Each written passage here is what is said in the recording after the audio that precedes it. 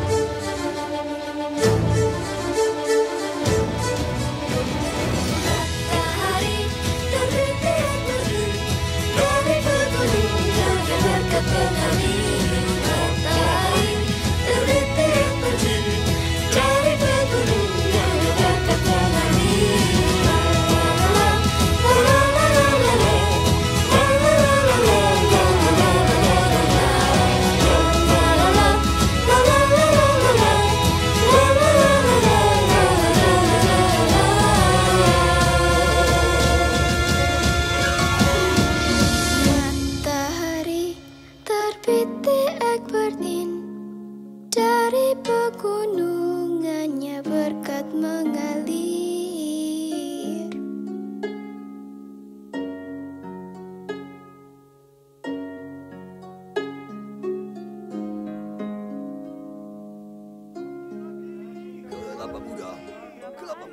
Hai teman-teman, aku menemukan tali ini. Yuk kita main. Yuk. Hom pimpa. Hom pimpa. Hom pimpa. Hom pimpa. Kaylin, kau duluan. Kau kalah, kamu terakhir.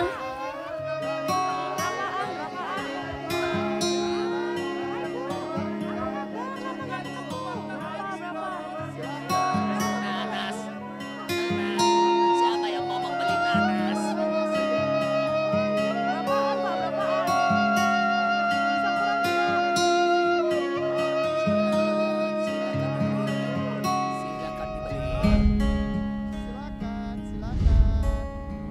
Hei, lihat, apa itu? Ah, itu hanya burung saja. Bukan, coba kau lihat lagi. Itu bukan burung, terbangnya cepat sekali. Iya ya. Apa itu?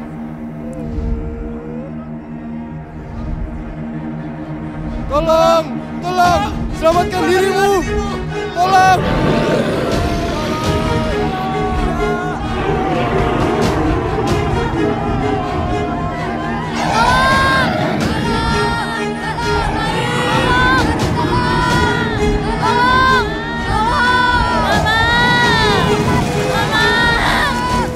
Bonekaku.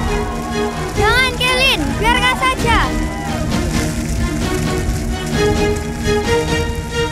Kedamaian yang selama ini melingkupi negeri mendadak lenyap. Kepanikan dan ketakutan melingkupi seluruh wilayah kerajaan. Hidup yang mulia Raja Ero. Izinkanlah hambamu ini menyampaikan berita. Silakan Panglima. Entah dari mana datangnya, seekor naga hitam menyerang dengan tiba-tiba. Saat ini, rakyat dalam keadaan panik. Banyak warga yang kehilangan tempat tinggal. Tidak sedikit yang terluka dan meninggal. Apa yang harus kita lakukan yang mulia?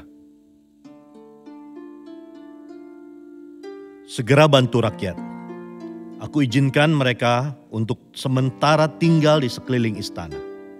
Rawatlah yang terluka dan perhatikan juga anak-anak.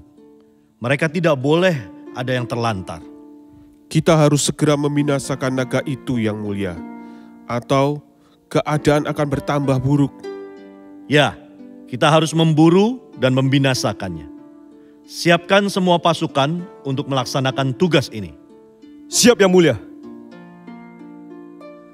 Izinkan anakmu ini juga ikut memburu naga itu, Ayahanda. Apa kau yakin, Edward? Aku siap, Ayahanda. Apa yang Ayahanda ajarkan kepadaku selama ini pasti tidak sia-sia. Baiklah anakku. Tetapi waspadalah. Naga ini bukan lawan yang mudah. Dia penuh dengan tipu muslihat. kau tidak boleh lengah. Siap, Ayahanda. Pergilah dengan selamat, anakku. Tuhan menyertaimu. Perburuan naga pun dimulai. Para kesatria kerajaan yang gagah perkasa menyebar ke seluruh negeri untuk mencari dan memusnahkan naga jahat itu. Pangeran Edward mendapatkan laporan naga itu sedang menyerang suatu desa dekat tempat mereka berkemah. Segera ia dan pasukannya bergerak cepat untuk mengejar naga tersebut. Dengan senjata lengkap, mereka bersiap menghadapi pertempuran yang akan terjadi.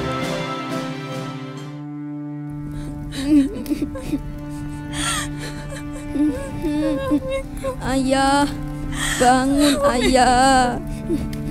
Bangun. Jangan tinggalkan aku, ayah.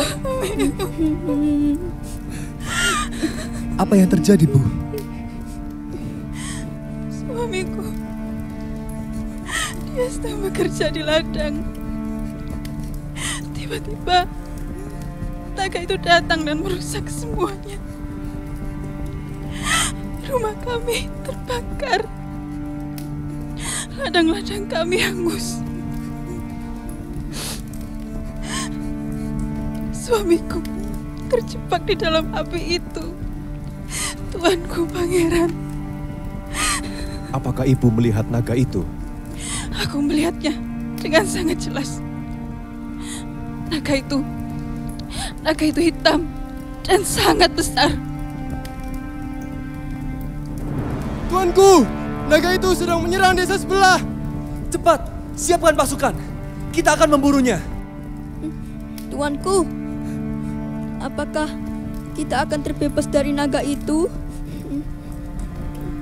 Percayalah, Tuhan pasti menolong kita. Berdoalah untuk kami. Jadilah pemberani, Nak. Sekarang kau yang harus melindungi keluargamu.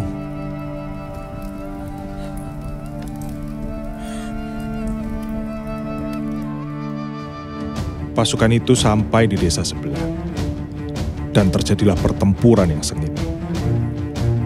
Anak panah berhamburan mengenai tubuh naga. Namun nampaknya senjata mereka sama sekali tidak melukainya. Pasukan Edward kewalahan melawan sang naga. Mereka dibuat kocar-kacir tanpa daya, dan korban pun berjatuhan. Tiba-tiba, naga hitam itu pergi begitu saja meninggalkan mereka menuju ke arah hutan. Pangeran Edward marah dan mengejar naga itu. Tempat apa ini? Patung-patung ini sangat mengerikan.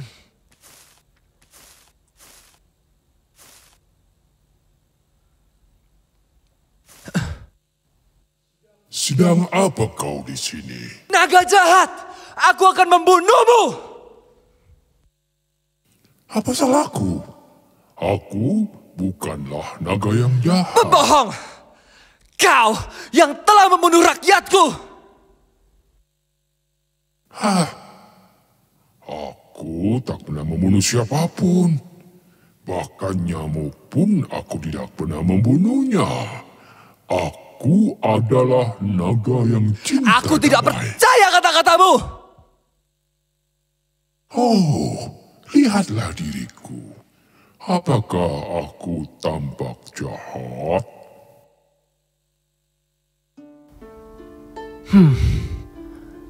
Naga yang jahat tadi berwarna hitam. Tapi yang ini berwarna putih dan tidak terlihat jahat. Jika kau masih tidak percaya, naiklah ke punggungku. Kau bisa membunuhku setiap saat jika kau mau. Pangeran nampak ragu-ragu, tapi mulai berjalan mendekati naga tersebut dan menaikinya. Dalam sekejap, naga itu mengepakkan sayapnya dan terbang tinggi ke udara. Awalnya Pangeran Edward ketakutan. Tapi tak butuh waktu lama baginya untuk menikmati penerbangan itu. Pemandangan Egbertin dari punggung naga sangat luar biasa. Pangeran Edward sangat takjub melihat keindahan negerinya dari udara. Ia lupa dengan tugasnya, bahkan lupa dengan pertempuran yang baru saja terjadi.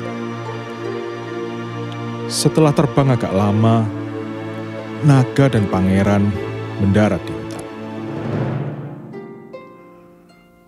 Apakah kau menikmati terbang bersamaku? Menyenangkan, bukan? Wow, luar biasa. Sangat menyenangkan. Kalau kau mau, kau boleh datang kemari setiap saat dan terbang bersamaku kembali. Hari berganti hari. Pangeran Edward semakin sering menemui naga putih itu. Ia sangat menikmati waktu terbang bersama naga. Bahkan ia sudah lupa dengan tugas dari raja untuk membunuh naga hitam. Tanpa ia sadari, timbul sisik-sisik di tangannya yang semakin menyebar ke seluruh tubuhnya. Obat panu dari Italia. Obat kulit dari Cina. Krim anti-aging dari Korea. Hah? Apa-apaan ini? Sudah aku coba semuanya. Buku 1001 resep obat kulit ini. Tidak ada hasilnya.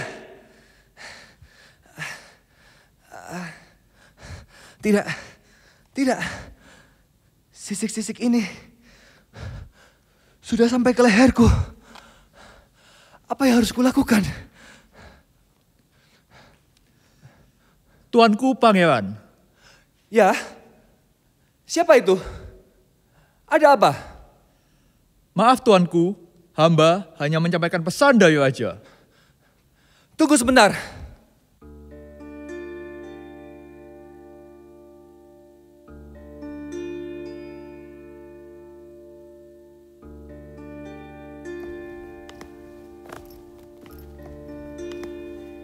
Maaf tuanku, raja ingin bertemu dengan tuanku. Raja menanyakan kabar karena sudah cukup lama tidak bertemu dengan tuanku. Sampaikan kepada Yang Mulia, aku sedang sibuk mengatur strategi untuk membunuh naga. Yang Mulia pasti mengerti. Secepatnya, aku akan menghadap Yang Mulia jika tugasku sudah selesai. Siap tuanku.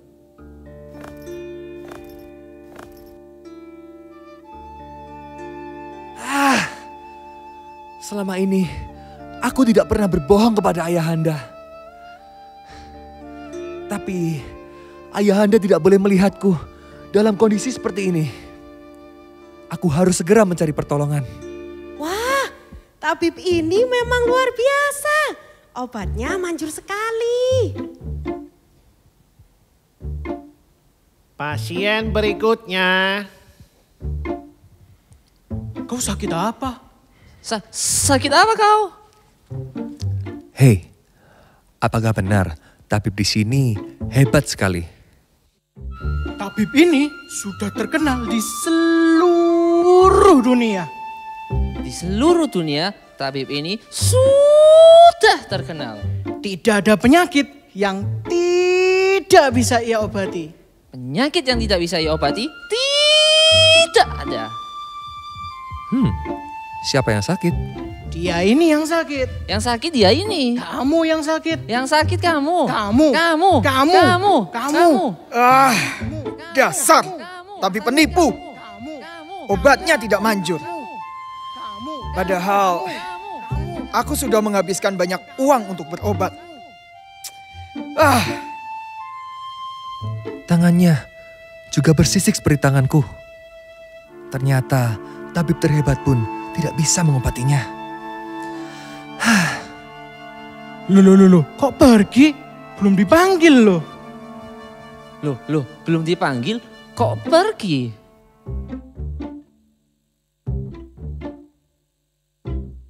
Pangeran Edward mulai takut bertemu dengan naga. Tapi keinginannya untuk terbang bersama naga mengalahkan ketakutannya. Tidak butuh waktu lama, ia sudah terbang kembali bersama naga. Kegembiraan mengendarai naga dan menyaksikan pemandangan luar biasa dari udara membuatnya sama sekali lupa dengan sisik-sisik di tubuhnya. Sore itu, saat Pangeran Edward terbang bersama naga, ia tidak menyadari perubahan yang terjadi pada tubuh naga. Sisik yang putih berkilau berubah menjadi kusam dan menghitam. Naga yang indah itu berubah menjadi sosok yang mengerikan. Pangeran Edward terkejut saat mengetahui naga itu berubah dan tiba-tiba menukik ke atas kota kerajaan dan menyemburkan api dari mulutnya. Dengan mata kepala sendiri ia melihat bagaimana naga merusak kota dan membunuh rakyatnya. Ia tidak bisa berbuat apa-apa. Setelah puas merusak, naga itu terbang kembali ke hutan.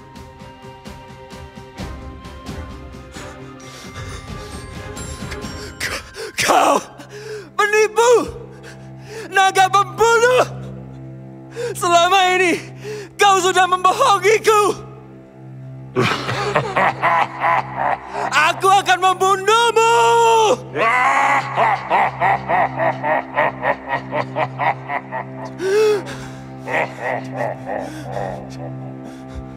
Tidak ada yang bisa membunuhku. Dan sama sekali tidak bisa menembus sisikku. Kau tahu, sisik-sisik di tanganmu akan segera memenuhi seluruh tubuhmu. Dan kau akan berubah menjadi batu, sama seperti orang-orang itu. Tidak! Tidak!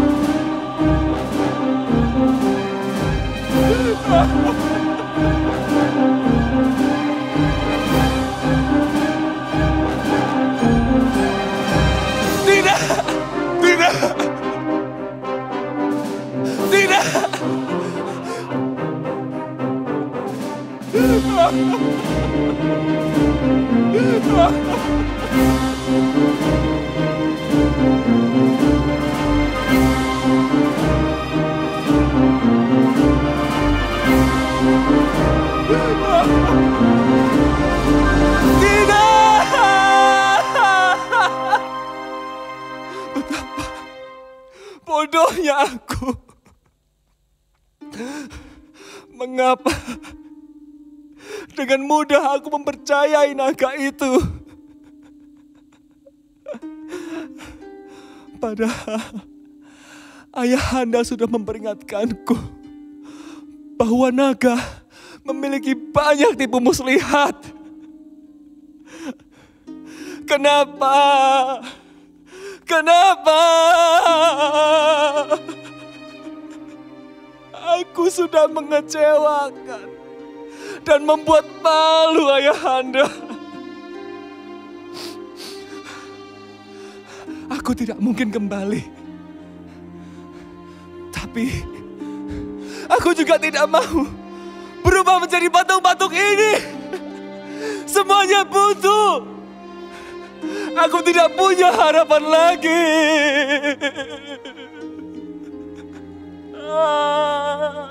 Masih ada harapan.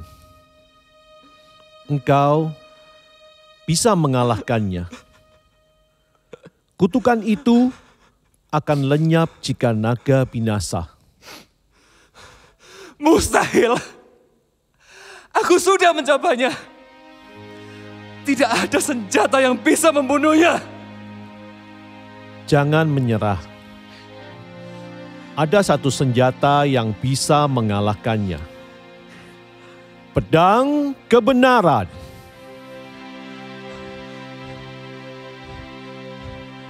Pedang kebenaran.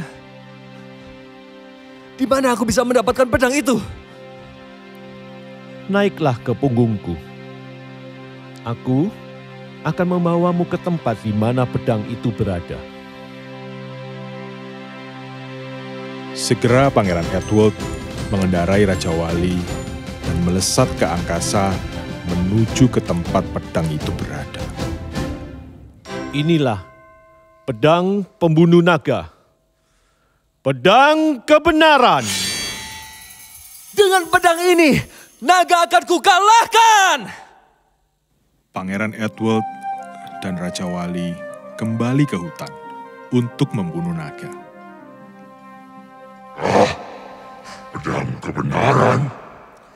Benar, dengan pedang kebenaran ini, kau akan kukalahkan. Pertempuran yang dahsyat terjadi. Pedang kebenaran membuat semburan api dari mulut naga tidak bisa mengenai Pangeran Edward. Seakan ada perisai tak kasat mata yang melindunginya.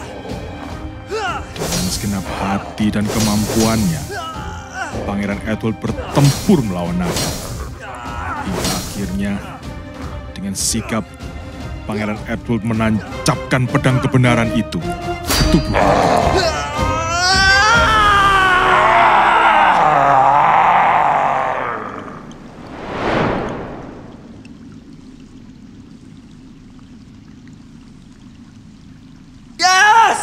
Aku berhasil mengalahkannya.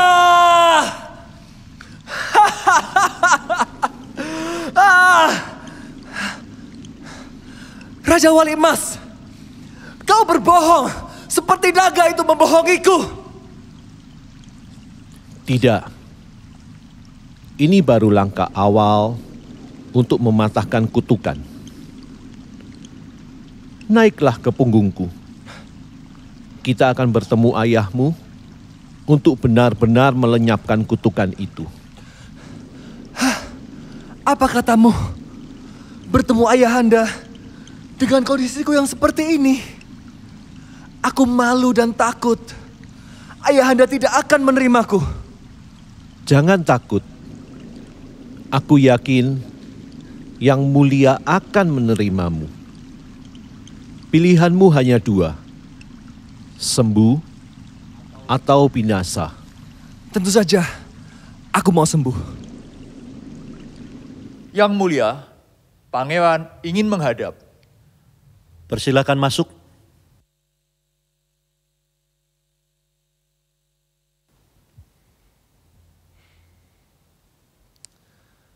Ayahanda, aku akan membuat sebuah pengakuan di hadapanmu. Apakah itu? Selama ini, aku lupa dengan semua tugas dan tanggung jawabku. Diam-diam, aku telah bersahabat dengan naga. Dan akibatnya adalah ini.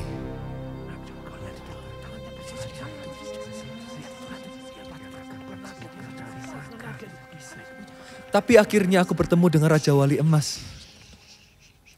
Ia yang memberitahu aku tentang pedang kebenaran. Satu-satunya senjata yang dapat membunuh naga itu. Dan naga itu sudah kukalahkan.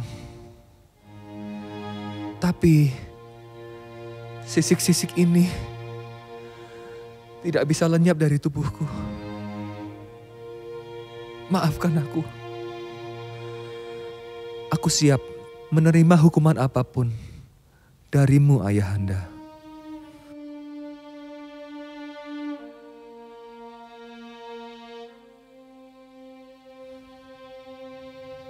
Berdirilah, Edward.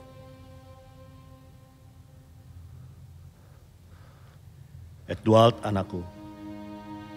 Hari ini aku sangat bangga, bukan hanya karena engkau sudah membunuh naga itu, tetapi karena engkau berani mengakui semua kesalahanmu.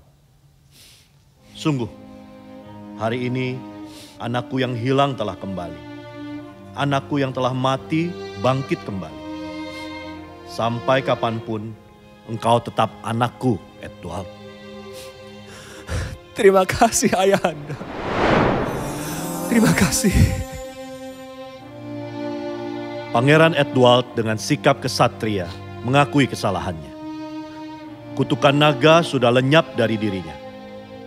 Adakah di sini yang masih hidup dalam kutukan naga?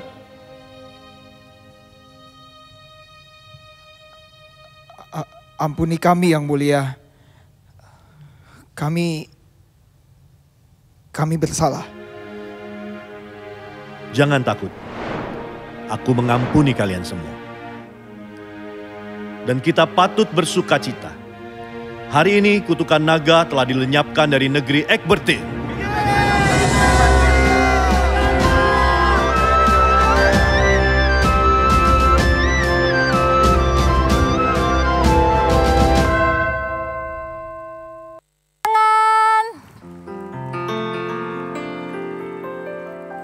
Tuhan Yesus baik ya. Lihat, kita bisa kumpul di sini untuk Natal sama-sama. Dan yang paling penting adalah mendengarkan firman Tuhan. Siap ya dengar firman Tuhan, semuanya duduk diam dengan manis. Tuhan Yesus, berbicaralah kepada setiap kami mau mendengarkannya. Di dalam nama Tuhan Yesus, haleluya. Amin. Kalau tadi lihat naga, kayaknya naganya serem. Apalagi lihat pangerannya, wajahnya juga serem. Kak Papa lihatnya juga, Tapi itu bukan untuk nakut-nakuti kalian. Karena itu semuanya buatan kok. Aslinya nggak gitu, itu buatan. Tapi itu untuk menggambarkan betapa buruknya dosa. Dosa itu gak akan pernah membawa kebahagiaan. Pangeran yang tadi itu, yang batunya tiba-tiba hidup kemudian nuduh-nuduh begini, itu untuk menggambarkan kalau ternyata yang namanya dosa, itu bikin kita gelisah. Dosa itu membuat kita merasa buruk. Dosa itu membuat kita merasa malu. Dosa itu membuat kita merasa takut, tidak percaya diri, takut ketahuan. Dosa itu merusak segala sesuatu. Hubungan kita dengan Tuhan, hubungin kita dengan papa mama, dengan koko cece adik. Bahkan diri sendiri. Gak ada orang yang tahu kadang waktu kita berdosa. Kalau tadi pangerannya langsung kelihatan ada bentol-bentolnya, sisik-sisiknya. Tapi kalau dosa di dalam hati manusia, itu gak ada yang tahu. Jangan takut. Dosa itu bukan bikin kita jadi batu. Dosa itu buat hati kita mengeras seperti batu. Sehingga kita tidak lagi bisa merasakan kasihnya Tuhan. Itu semua dosa itu adalah pekerjaan naga. Naga itu tadi kalau di dunia nyata gini nggak ada. Tapi di Alkitab ada. Siapa ya naga itu menurut Alkitab? Kak Papa bacakan. Who is the dragon? Di dalam kitab Wahyu 20 ayat yang kedua dan ayat yang 10. Kak Papa bacakan ya. Ayat 2 dikatakan begini. Ia, itu adalah malaikat ya, turun dari surga. Menangkap naga. Si ular tua. Yaitu iblis dan setan. Jadi firman Tuhan bilang naga itu adalah ular tua. Kenapa dibilang ular tua? Karena dari zaman Kejadian, ular yang menggoda Hawa untuk berbuat dosa, sampai sekarang masih mengerjakan hal yang sama. Yaitu berusaha membuat kita anak-anak Tuhan terus berbuat dosa. Tapi jangan takut. Kita lihat ya, akhir hidupnya naga ini seperti apa. Ayat 10 bilang begini, dan iblis yang menyesatkan mereka dilemparkan ke dalam lautan api dan belerang, yaitu tempat binatang dan nabi palsu itu, dan mereka disiksa siang malam sampai selama-lamanya. Jadi kita tidak perlu takut karena Tuhan Yesus sudah menang melawan iblis, setan, ular tua ataupun naga itu. Kalau kita memilih untuk jadi anak-anak Tuhan Yesus, kita tidak perlu takut sama naga. Sekarang memang naga itu akan membuat kita tergoda jatuh dalam dosa. Tapi ujung hidupnya, naga itu akan kalah dan dihukum selama-lamanya.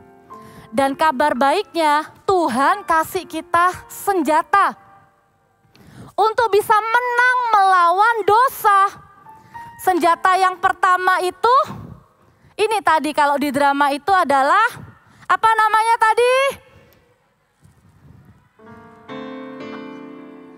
Pedang kebenaran. Bukan artinya nanti pulang kalian dapat ini satu-satu. Terus kalian bisa pukul-pukul. Enggak, ini cuman simbol. Di Alkitab, pedang ini namanya pedang roh. Katakan sama-sama pedang roh. Dan apakah pedang roh itu adalah firman Tuhan? Bilang sama-sama firman Tuhan. Jadi yang pertama, kalau kita mau menang lawan dosa, hiduplah dalam kebenaran. Stick with the truth. Live in the truth. Kebenaran ini Alkitab bilang ya, Kak Papa bacakan lagi di Yohanes 8. Ayat ke-31 dan 32 katanya begini. Maka kata Tuhan Yesus kepada orang Yahudi yang percaya kepadanya, jikalau kamu tetap di dalam firman-Ku, kamu benar-benar adalah murid-Ku. Dan kamu akan mengetahui kebenaran, you will know the truth. Dan kebenaran itu akan memerdekakan kamu, and the truth will set you free. Jadi caranya kalau ngelawan godaan dosa itu bukan dengan lawan kepandaian, bukan melawan dengan kepintaran kita, tapi lawan pakai firman Tuhan. Salah besar kalau kita berpikir isi Alkitab ini Kak Pau, isinya cuma bilang no, don't. Kok kayaknya malah Alkitab ini bikin kita jadi not free. Salah besar. The truth will set you free. Dengan kamu hidup sesuai apa yang katanya Alkitab, bukan katanya orang pintar, bukan katanya orang terkenal. Dengan kamu hidup sesuai firman Tuhan, this truth will set you free. Ayo baca Alkitab setiap hari, ayo cari kebenaran. Setiap hari kalau diajak papa mama doa ikut. Namanya saat teduh. Di mana lagi bisa diajari kebenaran? Di CG Kids. Ayo yang belum ikut CG Kids segera daftar. Nanti ada lewat online diajari firman Tuhan. Dan setiap Sabtu, siapa yang 9 tahun ke atas? This is your home. 9 tahun ke atas dengarkan. Setiap Sabtu jam 1 di sini, this whole building, ruangan sebesar ini, reserve for you. Supaya kamu bisa dengar kebenaran setiap hari Sabtu. Kamu ada di sini, thank you papa mama yang udah anterin bela-belain. Sabtu depan tanggal 25, orang lain libur, kita tetap ibadah. Sabtu depannya lagi tanggal 1, kita juga ada ibadah di sini. So it's not only Christmas celebration. Setiap Sabtu, come again. Come and stay. Di rumah ini, kamu akan diajari kebenaran. Kamu akan tahu gimana caranya bertumbuh dalam kebenaran. Kenal Tuhan. Bukan cuma tahu tentang Alkitab, tapi menghidupinya dalam hidup sehari-hari. Itu yang pertama, katakan yang pertama rahasianya adalah truth. Kebenaran. Dan yang kedua adalah love. Kasih. Lihat ya, firman Tuhan bilang begini. Jika kita mengaku dosa kita, maka ia adalah setia dan adil. Sehingga ia akan mengampuni segala dosa kita dan menyucikan kita dari segala kejahatan. Semua mata lihat ke Kak Papau sekarang. Waktu Kak Papau kecil, Kak Papau pernah bikin salah besar. Kak Papau melakukan satu dosa yang kakak sembunyikan dan kakak lakukan dengan diam-diam. Jangan sampai ada seorang pun tahu, karena kalau tahu nanti malunya luar biasa. Karena kakak anaknya sering dipuji-puji waktu sekolah dulu, waktu SD. Tapi waktu itu Kak Papau terus lakukan dosa sembunyi-sembunyi. Satu kali Kak Papau mengendap-endap masuk. Terus kakak lakukan dosa itu lagi. Dan waktu kakak melakukannya, papanya kakak itu lihat. Terus kakak kaget, kok papa bangun? Terus kakak pikir papanya kakak tuh akan sangat marah besar, teriak-teriak, bahkan cerita ke semua saudara-saudara. Kakak sudah langsung lemes. Aduh, ketahuan berbuat dosa tuh rasanya gak enak. Tapi lihat, waktu itu papanya kakak itu gak marahin kakak. Gak kaget luar biasa gitu, gak nyantai aja. Ya udah, jangan diulangi lagi ya. Ya udah. Ambil aja. Kakak langsung nangis. Kakak ingat itu baik-baik. Justru kakak itu bisa lepas dari dosa. Itu bukan karena kakak takut sama hukumannya, nanti ketahuan lagi. Nanti diceritain lagi ke teman-teman, malu. Kakak bisa lepas dari dosa. Itu karena kasihnya papanya kakak ke kakak. Sama halnya dengan kita semua. Coba deh, kalau kita cuma takut sama hukuman papa mama, kalau papa mama gak di rumah, kita akan merasa lebih bebas. Kalau kita cuma takut karena hukuman papa mama, satu hari waktu kamu grow up, papa mama sudah gak tahu apa yang kamu lakukan. The freedom will not set you free. Jangan gunakan kemerdekaan itu untuk berbuat dosa. Tapi pakailah kemerdekaan itu untuk melayani Tuhan. Dan kalau misalnya gak sengaja berbuat dosa, gak bisa menang, gagal. Ini loh rahasianya. Hiduplah dalam kasihnya Tuhan lewat papa mama. Mengaku, confess. Mengaku sama Tuhan itu yang pertama. Nanti ya sebentar lagi ya, kita datang sama Tuhan sama-sama bilang I'm sorry Jesus. Roh Kudus yang akan kasih di hati kita. Itu loh yang kemarin itu loh. Yang bentak mama papa itu loh. Itu loh yang bohong itu loh. Itu loh yang lagi nonton sesuatu yang gak baik itu loh. Itu loh yang ngomong kotor itu loh. Roh Kudus akan ingatkan bukan untuk condemn you. Gak kayak patung-patung tadi yang menuduh-nuduh. To bring you back home to His love.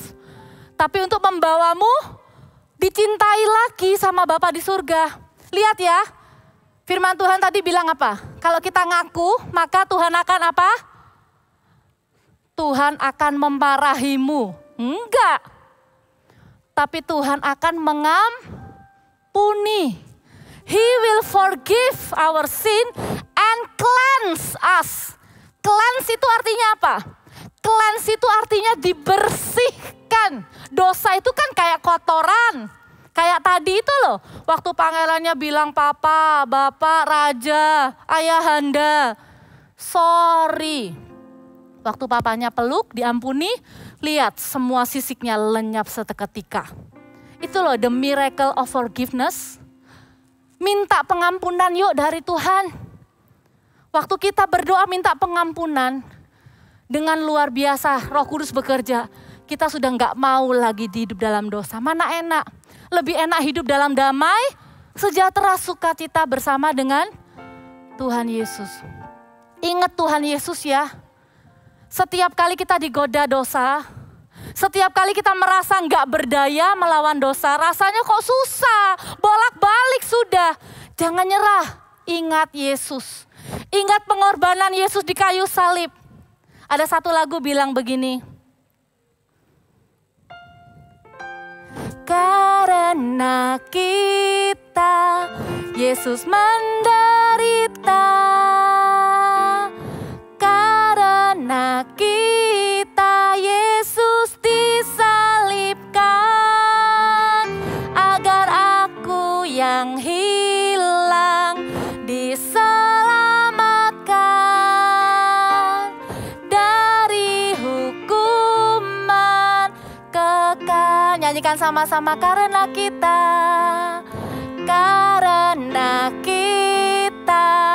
Yesus menderita, karena kita Yesus disalibkan, agar aku yang hilang diselamatkan dari hukuman kekal. Setiap kali ingat hari Natal, jangan cuman ingat pohon, Sinterklas, hadiah. Setiap kali ingat hari Natal, ingat Yesus lahir. Itu jadi juru selamat buat kita. Ambil komitmen yuk mulai hari ini lebih dekat lagi sama Tuhan Yesus. Kalau kemarin kita biasa-biasa sama Tuhan Yesus, mau nggak di hari Natal ini datang sama Yesus lagi bilang thank you. Karena aku engkau menderita ya Tuhan Yesus. Karena aku Yesus menderita. Kita ganti ya kata-kata karena kitanya, ganti karena aku. Siap ya?